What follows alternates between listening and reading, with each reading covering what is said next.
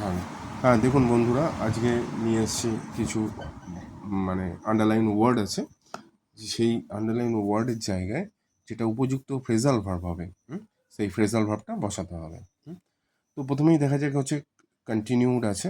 হ্যাঁ, he continued as if nothing had happened. সে এমনভাবেই চালিয়ে গেল যে কোনো কিছুই যেন ঘটেনি। এটা বুঝতে হবে এটা কোন টেন্সে আছে। এটা হচ্ছে হি হচ্ছে সাবজেক্ট, অ্যান্ড কন্টিনিউড হচ্ছে কন্টিনিউ ভার্বের সেকেন্ড ফর্ম, মানে হচ্ছে পাস্ট ফর্মে আছে। তাহলে ভার্ব প্লাস প্রিন্সিপাল ভার্বের পাস্ট ফর্ম মানে হচ্ছে পাস্ট ইনডেফিনাইট বা সিম্পল পাস্ট টেন্সে রয়েছে। তা যেহেতু এটা প্রিন্সিপাল ভার্বের সেকেন্ড ফর্মে রয়েছে, তো আমাকে এখান থেকে যে ফ্রেজাল ভার্বটা উপযুক্ত হবে সেটাকে আমাকে পাস্টে করতে হবে, তবে কিন্তু সেটা গ্রামাটিক্যালি সঠিক হবে। তো এখানে দেখে নেওয়া যাক ক্যারি অন মানে কি। ক্যারি অন মানে হচ্ছে চালিয়ে যাওয়া, কন্টিনিউ। তাহলে প্রথমটার জন্য ক্যারি অন হবে, কিন্তু সেটা পাস্ট ফর্মে করতে হবে। হ্যাঁ, ক্যারিড অন করতে হবে, CARRIED, ক্যারিড অন। ঠিক আছে, এটা হচ্ছে 1 নম্বরের জন্য ক্যারিড অন। তাহলে কন্টিনিউয়ের জায়গায় ক্যারিড অন ব্যবহার করতে পারি।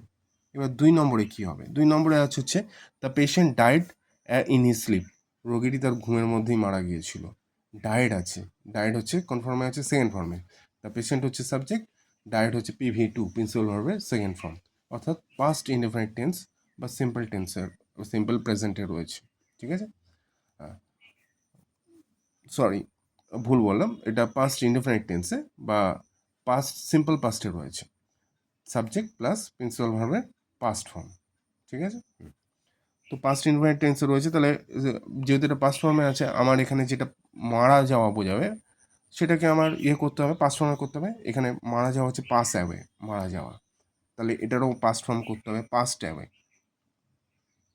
পাস্ট অ্যাওয়ে হলো। নাম্বার থ্রি কি আছে? নাম্বার 3 রয়েছে হচ্ছে যেটা দেখা যাচ্ছে have you read this book. তুমি কি এই বইটা পড়েছো? এটা প্রেজেন্ট পারফেক্ট টেন্সে আছে। ইউ সাবজেক্ট, হ্যাভ হ্যাজ বসে, তারপর প্রিন্সিপাল ভার্বে পাস্ট পার্টিসিপল করতে হয়। প্রেজেন্ট পারফেক্ট টেন্সে আছে মানে প্রিন্সিপাল ভার্বে পাস্ট পার্টিসিপল। তো আমার এখানে তাহলে কি করতে হবে?